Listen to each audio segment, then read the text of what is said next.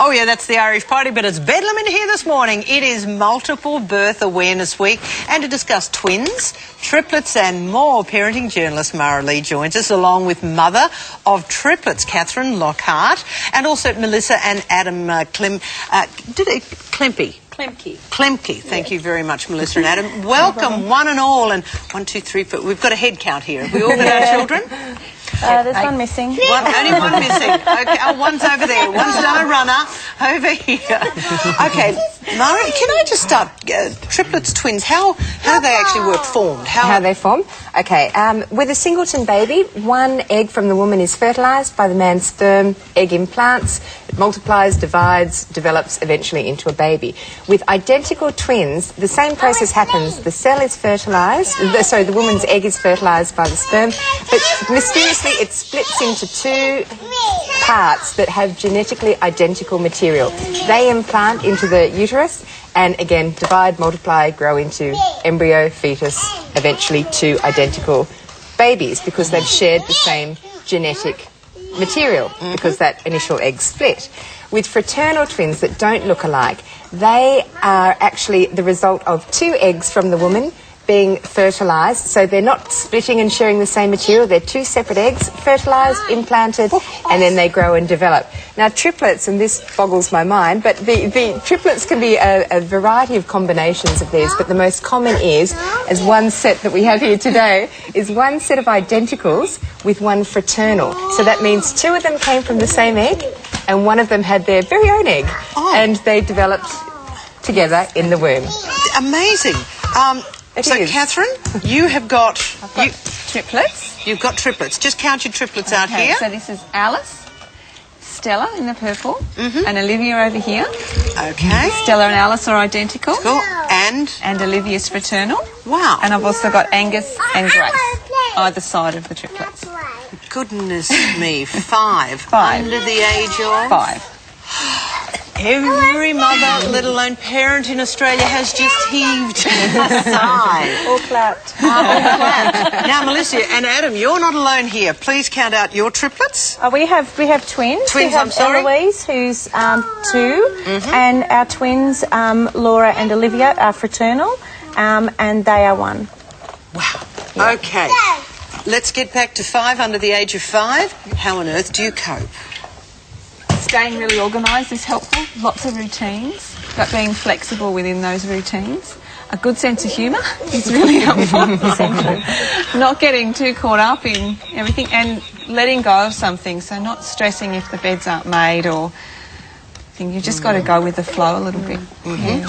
And how do you guys cope? Much the same. We thrive on routine. Our children thrive in it, but yet we are flexible. So it really is about doing what works for you, not beating yourself up if things don't go as you plan. You have to learn to go with the flow. Adam, these are lessons you've learned as well? Very much. Some of them hard, but yeah, very much so. Yeah. So in terms of a work schedule, how does that work?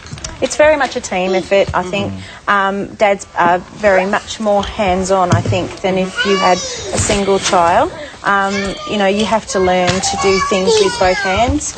So, and you do learn to switch off, which is awful as it sounds. If one baby's crying and you've got 2 other children who need attention as well, you have to learn to prioritise very quickly and deal with each disaster first. So you become quite cool-headed after a while. I think people tend to marvel, how do you cope? And you say, I just have to. Yeah. It's at the end of the day. Just do it. Yeah. Just do. Just do it. You find a way and you just do. As you're very much a hands-on dad? Have to be. You have to be. Well, you wouldn't be able to cope.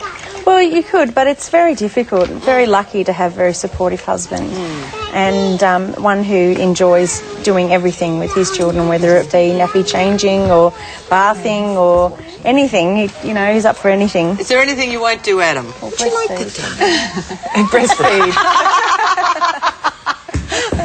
Aside from not being physically able to. No, absolutely not. I'll change the cooling nappies, bath time, everything. Yeah, I mean, you literally have to. If you've got 2 screaming babies, you've got one, well, Melissa's got the other one. It's the way it has to be. Yeah. You can't put one down and pick another one up. Whereas if you've got one child, you've got a screaming baby, you have it for 20 minutes and you go have a 2-minute break. You just can't do that. You don't have that luxury of being able to hand the child off. And is that how you found it, Catherine? A supportive husband? Very supportive husband, wonderful. He does lots of work around the house. From the moment he gets up, he's doing something with the kids. He heads off to work. As soon as he walks in the door of an afternoon, straight in to help him to get dinner set, ready to go, showered, bathed. Yeah. Who's more likely to have twins? Now, I must ask, were all yours conceived naturally? Mine were, yes. Yeah. So you've got twins and 2 others, so that's 4. I've got twins and 1 more. Twins and 1 more, Yep. sorry. And you've got triplets and 2. So yours naturally? No, Grace and the triplets were IVF, and then Angus came along as a really nice natural surprise at the end of it all. Wow. So in terms of who's more likely, the statistics show that it's actually women who are in their 30s or 40s when they become pregnant. Obviously, if there's a history of twins in the family, if there's or triplets, your chances quadruple of doing that again. So that's an interesting point. Race comes into it. Oh, darling, are we all right? Race comes into it again. Asian women are fairly unlikely to have them, whereas black African women are. And of course, assisted reproductive techniques, as Catherine said, with IVF, or if you're taking the drugs, Clomid, I think it's called, that actually stimulates you to release eggs. It might overstimulate you, and you might end up with a multiple birth. With IVF now, they're very hesitant to put more than 2 eggs back, so it's decreasing. We only had 2 eggs back when one of those split, so we didn't think there was any chance of triplets. In many but places, they only let you do 1. It's Yeah. very hesitantly they'll let you do 2. And that's basically because the technology has become so good, they've become so good at it, that there's less chance that one of the eggs, won't take, or something will happen along the way. When you isn't it? realised you were having triplets, what was the first thing that went through your mind? Well, we found out at 5 weeks that we were having twins, and we've been warned not to get too excited about that because one might disintegrate. So when we went back at 12 weeks and having the ultrasound, and the radiographer said, "Oh, there's not 2," my heart sank. And then she said when there was 3, we just burst into laughter. I think they thought we were hysterical. There you go. We were also then, the next appointment was to head off. We were getting a new house built, so we were going to get our new house built. So, any hesitation from your point of view when you found out? We were shocked. I think, we said, oh my goodness, probably about 1 million times that first day. We had 2 scans previously that told us there was 1 baby in there. Yeah, so we got a major surprise. And there was a big oops. Yeah, even though it does run in my family, we were prepared for it the first 2 scans, and we were told at our 8-week scan that yes, there was 1 baby, and there was, we were relieved in some respects. So we started planning for our baby, and when we saw those 2 babies come up on the scrin, utter disbelief and shock. Yeah. Well, I want to thank you all for bringing the entire... We've got a flower ranger over here. She's doing beautifully, loves the flowers. Everybody's got one. Well, come on. Well, let's just completely get rid of it all. We don't want to make you feel left out, and you can do without the rose, perhaps, Adam.